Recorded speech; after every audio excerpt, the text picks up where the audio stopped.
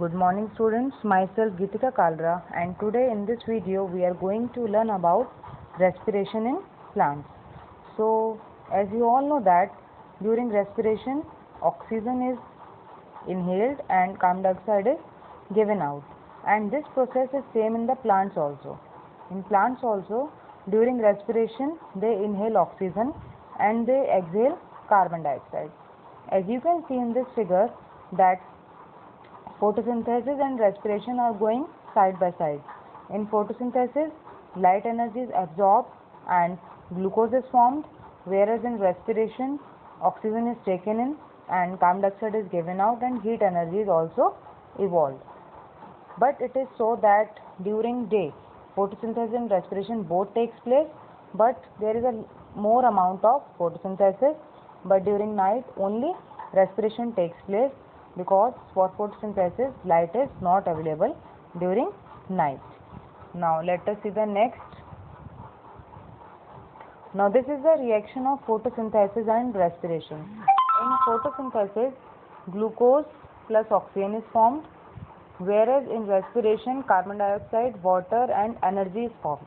So it is a plant respiration cycle in which photosynthesis also has a main role in this. Now let us see next. Now students, you can see what is photosynthesis and what is respiration and what are the differences between them. So in photosynthesis light energy is absorbed, whereas in respiration heat energy is evolved. In photosynthesis oxygen is evolved, in respiration oxygen is absorbed.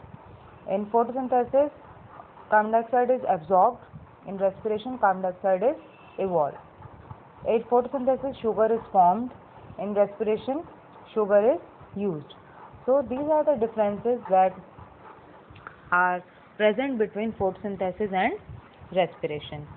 This figure is very much clear and will tell you all the differences between photosynthesis and respiration. Now let us see next. This is the page of your book that you have already read, that energy is released from digested food through the process of respiration. So understand the difference between respiration and breathing. Breathing is only inhale of oxygen and given out of carbon dioxide, whereas in respiration it is the process of taking in oxygen and then using that oxygen for the release of energy by the oxidation of food and elimination of the waste product like carbon dioxide and water. And the two main processes of respiration are external respiration and internal respiration. External respiration, it means only breathing, whereas internal respiration, it means using of oxygen and then giving out carbon dioxide and using that oxygen for the purpose of release of energy. That is internal respiration. Okay, so this also shows you the reaction of respiration, that is glucose plus oxygen, it gives carbon dioxide, water plus energy. Now let us see the next page. So in this paragraph you can see that the tiny pores that are present on the surface of the leaves are the stomata that helps in the exchange of gases, and stomata along with the guard cells are known as the stomatal apparatus. And the expansion and contraction of guard cells, they occur and it results in the opening and the closing of the stomata. The rate of exchange of gases in plants is much slower than in the animals. So this was all about respiration in the plants through the stomata. Now the last topic of this video is the respiration in the roots. So roots also respire because they also need oxygen to generate energy, and they get energy from the intake of the oxygen. Now from where do they get oxygen?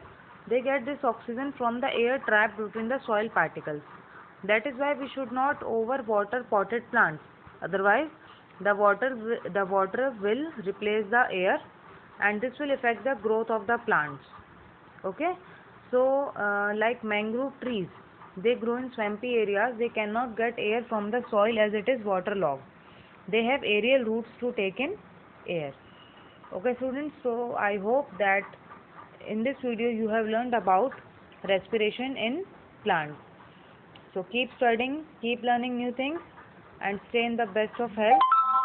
Okay then, goodbye and take care.